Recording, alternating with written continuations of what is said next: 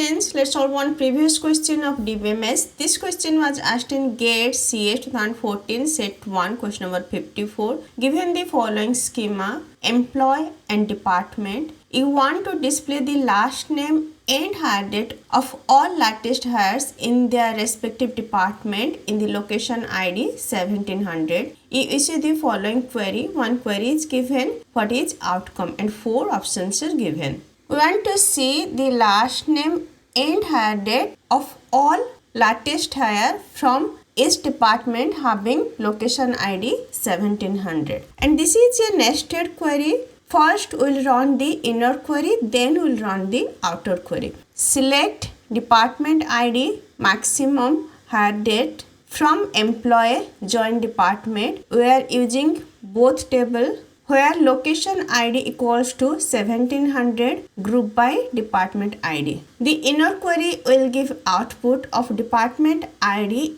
and maximum hire date from location ID 1700 for each department ID. Now outer query, select last name hire date from employee where department ID and hire date in this output. So any employee hire date come under this maximum hire date, that will be in output. So it will show the last name and hire date from employee where department ID and hire date is in this output.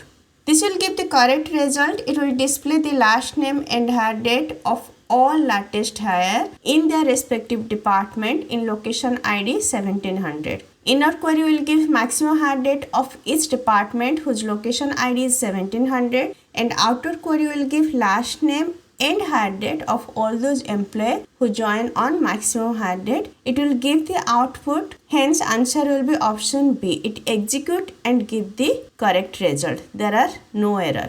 For better understanding, you can take a rough table and you can run this SQL query on that table and you will get the result. This is simple question. You can analyze without the table also for time saving. But if you want to get clear, then you can take an example. I already discussed nested subquery. Just go through the lecture, and if this lecture is helpful for you, please like, share and subscribe. Thank you. Bye bye.